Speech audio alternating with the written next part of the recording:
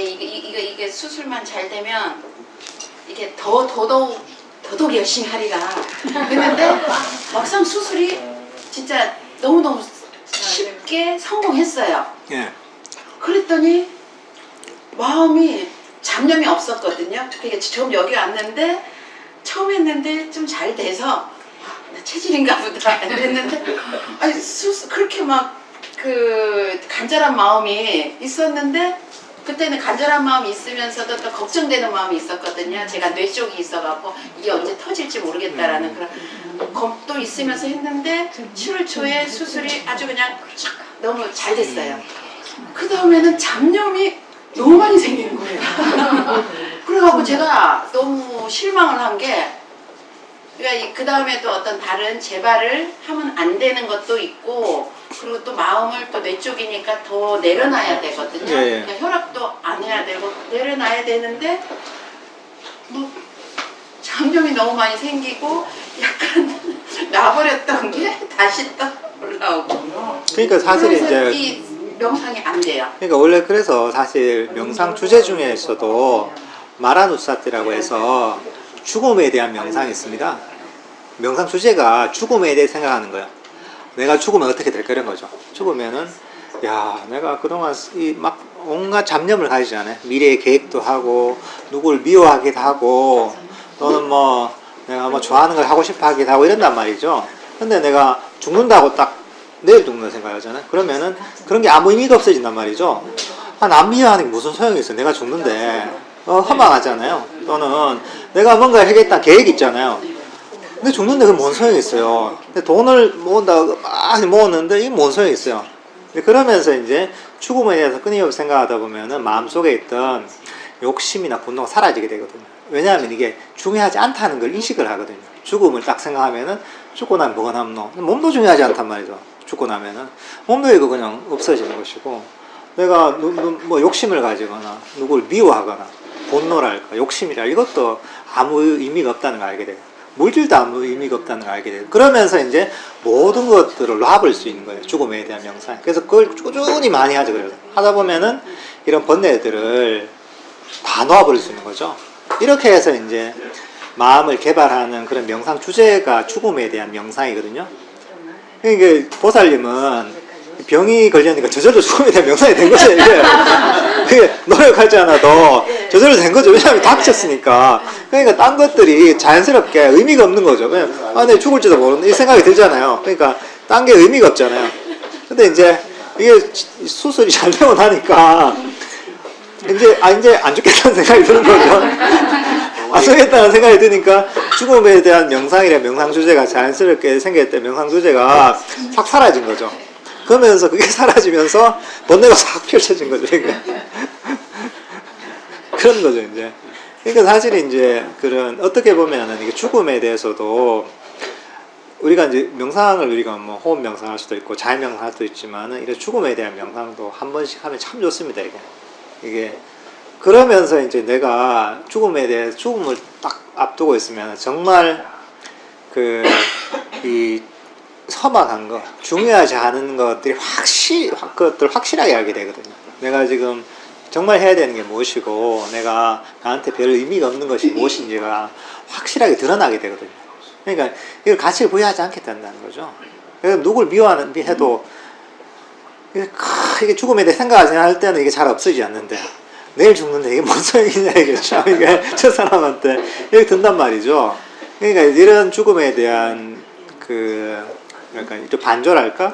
죽음에 대한 명상들을 꾸준히 하면 좋죠. 하면은 이런 내가 마음속에 있는 어떤 번뇌들을 내려놓을 수가 있는 거죠. 이것도 아주 좋은 방편입니다, 이게.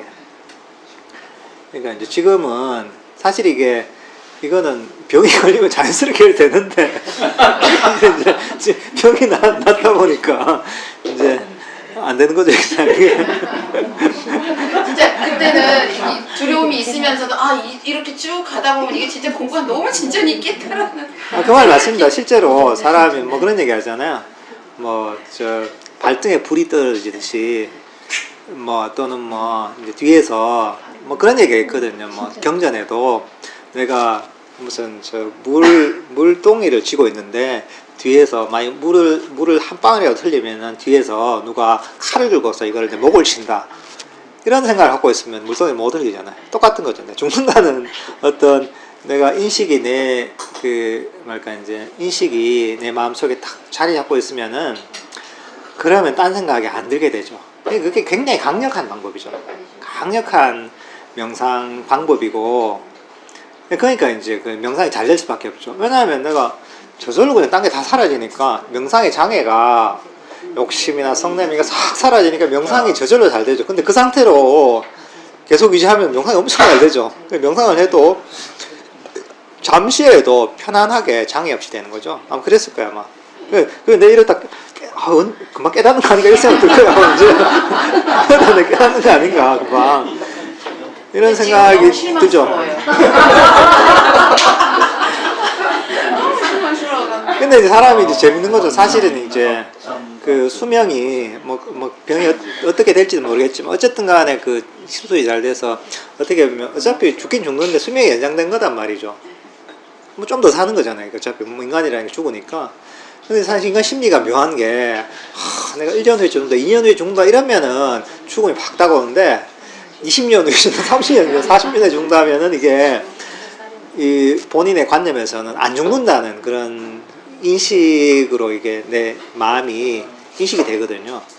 그러니까 이게 인간의 마음이라는 게 참 묘한 거죠. 그러니까 이제 우리는 그 굉장히 뛰어난 게 뭐냐면은 모든 사람들이 어떻게 하면 수행을 안 할 수나 안 해도 되는가 그 핑계거리를 찾는 데는 본능적으로 너무나 전문가라는 거죠.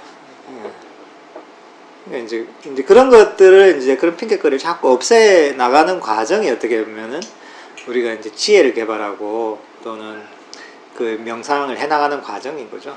그러니까 이제 그렇기 때문에 사람들이 그렇기 때문에 명상 주제를 죽음에 대한 인식이란 명상 주제를 가르치시는 거예요.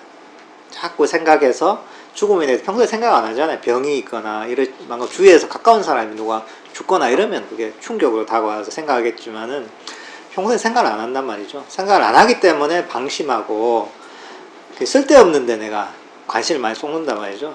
근데 죽음에 대한 명상의 주제를 딱 가지고서 쭉 반조를 하다 보면은 내가 쓸데없는 거, 쓸데없는 욕심, 쓸데없는 썩냄 또는 너무 쓸데없는데 내가 시간을 보내는 것 이런 것들이 정말 이게 내가 무의미하다는 걸 느끼게 되는 거죠. 그러면서 내가 중요한 일에 내가 포커스를 맞출 수가 있는 거죠. 에너지가 그쪽으로 갈 수가 있는 거죠.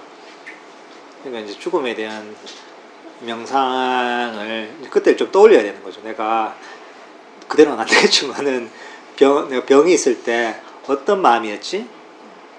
이건 우리가 아까 얘기했잖아요. 우리 그 책에서 배우면서 명상이 끝난 다음에 그 명상에 대해서 한번 되돌아보라 그랬잖아요.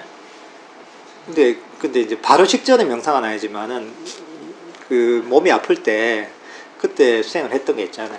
그때 마음이 어땠던가, 그때 어떻게 내가 마음을 썼던가, 그렇게 어떻게 마음을 쓰니까 내가 명상이 잘 되던가, 내 장애가 없어졌던가, 그걸 잘 이제 기억을 해내는 거죠. 살펴보고서 이제 그런 마음으로 내가 이제 마음을 돌려야 되는 거죠. 어떤 마음을 가졌을 때 또는 어떤 인식을 했을 때 내 마음이 그렇게 다른 잡다한 어떤 번뇌에서 벗어나서 내가 명상 쪽으로 포커스가 맞춰지는가, 이것들을 떠올리는 거. 떠올려서 이것들을 그대로 이제 한번 기억해서 하는 거죠.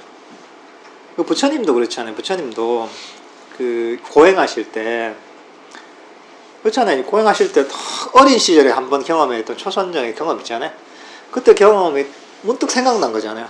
생각나서 그때 회상을 한 거잖아요. 회상을 해서 내가 그때 이렇게 명상을 했지.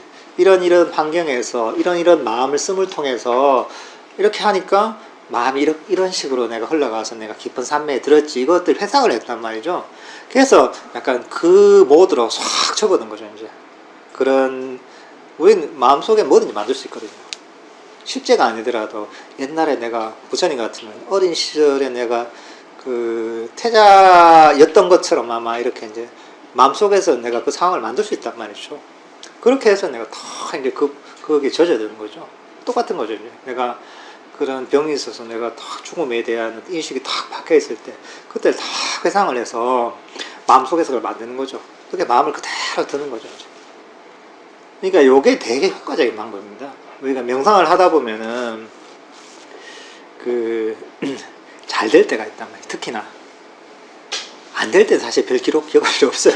안 될 때 잊어버리면 되고 대부분 경우에 잘 될 때가 있단 말이죠.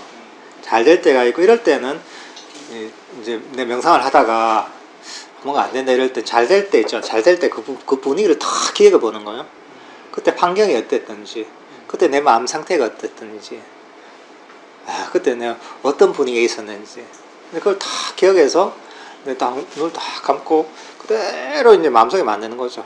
환경도 비슷하게, 자세도 비슷하게, 분위기도 비슷하게 만들면서 그러면서 내가 그때 그때로 다시 돌아간 것처럼 해서 이제 내가 명상을 하는 거죠. 그러면 그렇게 정확하게 이제 본인이 회상을 해서 마음속에 만들잖아요. 그러면 그 분위기 쉽게 젖어들어요. 젖어들어서 쉽게 이제 그 옛날에 경험했던 마음 상태하고 비슷하게 되거든요. 그러니까 이것도 굉장히 좋은 방법인 거죠. 이제. 본인이 어떤 좋은 기억이 있단 말이죠. 좋은 기억을 환경은 똑같이 만들 수 없지만은 마음속에서 다 만들 수 있거든요. 물리적으로는 안 되지만. 그러니까 이제 그렇게 이제 하는 것도 굉장히 좋은 명상의 한 가지 스킬이죠. 보살님은 그때 병이 났을 때 내 마음 상태, 그때 죽음에 대한 명상이 저절로 됐을 때 그 마음 상태를 떠올리면 되는 거죠. 떠올려서 이렇게 이제 그걸 재현해서 명상을 하면 되는 거죠. 근데 그 굉장히 좋은 경험입니다. 이게 좋은 경험입니다. 실제로 뭐 우리가 명상을 하지 않아도 죽음이 닥쳐서 사람이 확 바뀌는 경우가 있잖아요. 큰 병이었을 때. 빌 게이츠 같은 사람도 그랬다던가요. 본인은 무슨 암이 걸려서 그때 이제 사람 이제 그 세상을 바라보는 관점이 확 바뀌었다는 이런 얘기를 하대요. 근데 이제 우리가 명상을 하는 사람은 또 이제 그거를 또 이제 번뇌를 없애는 쪽으로 이걸 잘 이용할 수 있는 거죠.